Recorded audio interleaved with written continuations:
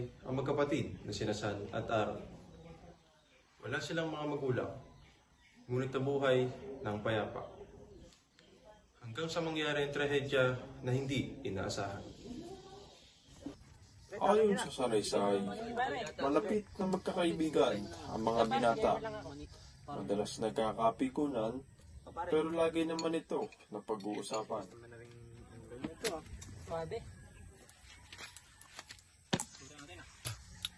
Tol, balita ko yung manok may napalaban yata doon.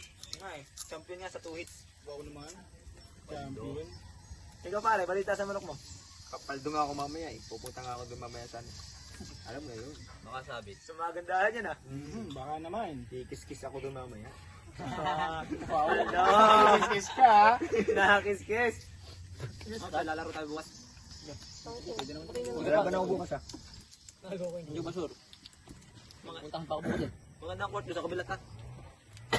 Mga pahapon, para di mainit. Oo nga. Kapon na lang tayo, mga alas 5.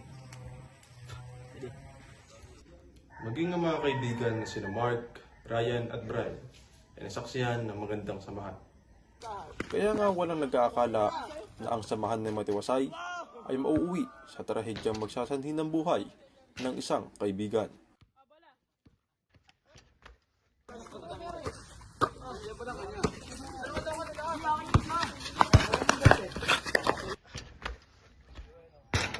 Lagi-lagi po kaming nagbabasketball. Minsan po nagkakatuwaan, minsan may sakitan, pero naayos din naman po sa dulo. Kaya po yung ganun.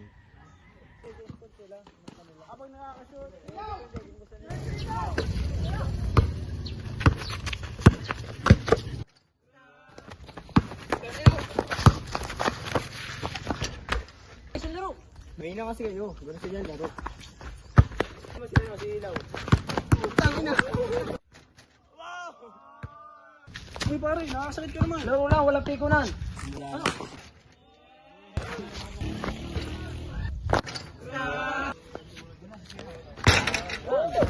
Wow! Abublok ng pala naman yan. Mga walang bitaw.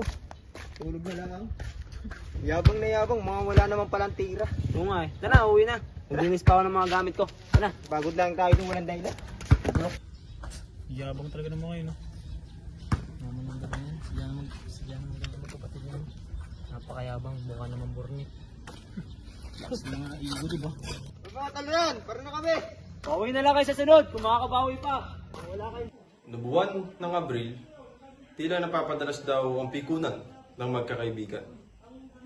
Nung April lang po, napapansin ko na ang bilis na po nilang mag-away. Pero hindi naman po kami nakikigulo kasi normal na sa kanila yung mga ganun. Ang galingan mo naman. Ang bulok mo naman oh. Uy Aaron, pasiyara ko. Sige pre, punta ka na lang dun. Okay.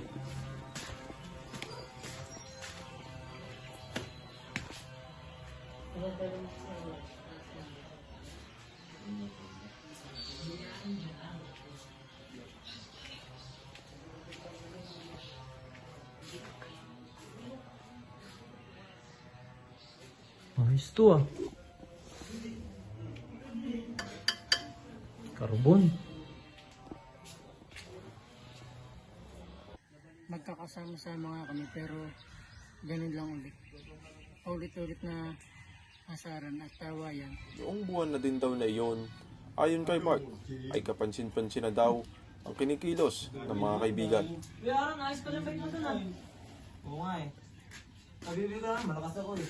Ang usapan pa daw na iyon ay umabot na sa punto na munti ko na silang magkasuntukan. Pre, napansin ko din na marami yung mga gandang gamit sa loob ah. Naghihirapan namin yan eh. Hindi kasi kayo nagtatrabaho. Kumaya kayo sa amin. Oo nga eh. Ikaw, wala ka ng katawan mo ah. Ang ginagawa mo sa inyo, kain tulog. Pakpakain ng magulang. Talagang silbi. Tinan mo kami yung katawan namin no. Hindi pare, huwag ka naman magsasalita ng ganyan. Tatrabaho naman ako, huwag mo ka sasabihin walang silbi. Hindi, wala ka talagang silbi. Ay, pati babase mo ang pagkakaroon ng pera sa katawan. Ano naman kung ganito ang katawan ko, tingnan mo katawan mo. Oh, ano bang meron sa katawan mo? Batak. Oh, mukha kang nagbabatak. Eh bakit? May ebidensya ka. Pre, tama na yan. Kasama na kita tayo. doon. Magkapigunan pa kayo. Ayos lang naman ako eh. Yan lang naman yung kanina pang Gayawang eh. Tara, uwi na Kaya pasangkit talaga kita. Sige mga pre, una na kayo. May trabaho kayo sa sunod. Mabait naman po yung dalawang yan eh. Minsan nagkakaasaran, nagkakapikunan. Pero ayos lang naman po. Typical naman po sa normal na magkaibigan yung ganun. Hindi po. Hindi ka magbayad. Magkano ka po? Sila mo po. Ay, sila po. Pre, wala ba alis sila mamaya? Ano, tuloy ba natin? Ano naman, tuloy natin yun. Diyan naman ang hirap sa mga magkapatid na yan eh. Magkaroon lang sila ng bagong gamit, magyayabang na sa atin. Wala namang mawawala sa kanila. Kung kukunin natin yun. Sige, tama ka naman eh. Mayabang talaga yung mga yan. Tara, doon na sa amin natin pagplanuhan yan. Sige, tara.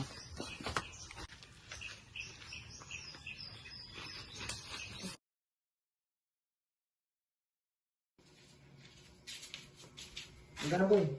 Mga ulitin sa lakad natin. Saglit lang, okay ko na sa puko.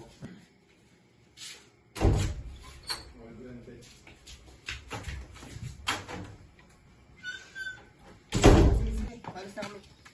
Mamaya na lang ha. Asa kasi ito? Asa? Ulitin sa lakad natin. Hindi sa atin.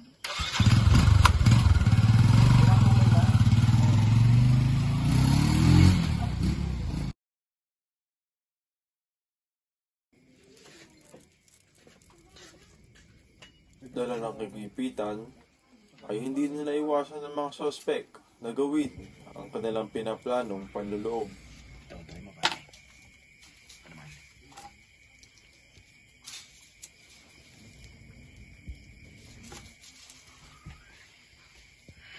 Ano pre, dalihin na natin yung bahay ng mga yun. Mga pare, namakagati tayo. Nangiyabong talaga ng mga yun. Sa atin eh. Kaya nga, putang ina. Pasukan na natin Sige yun. pa.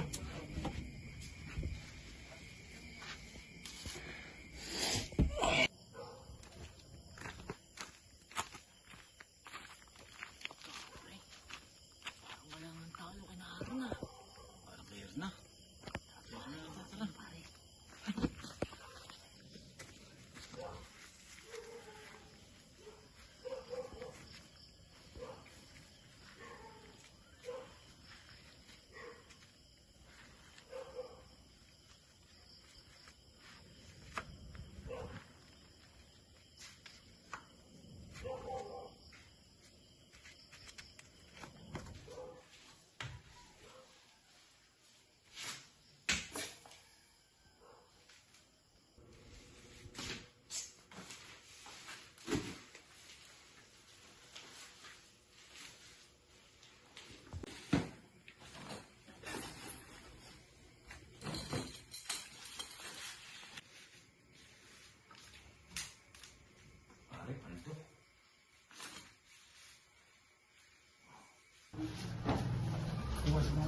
Wala dyan.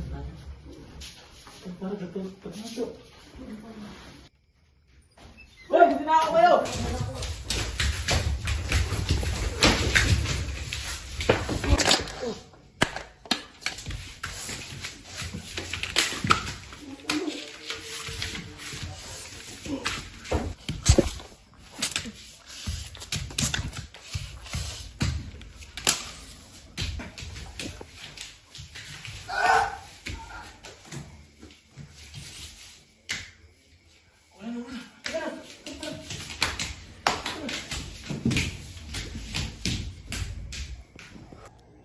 Nung napadaan ho kami, napansin ho namin na bukas yung pinto.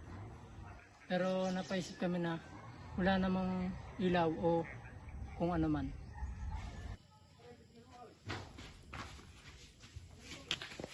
Uy, parang may ano dun oh. Tara, puntahan nga natin. Tara, tara.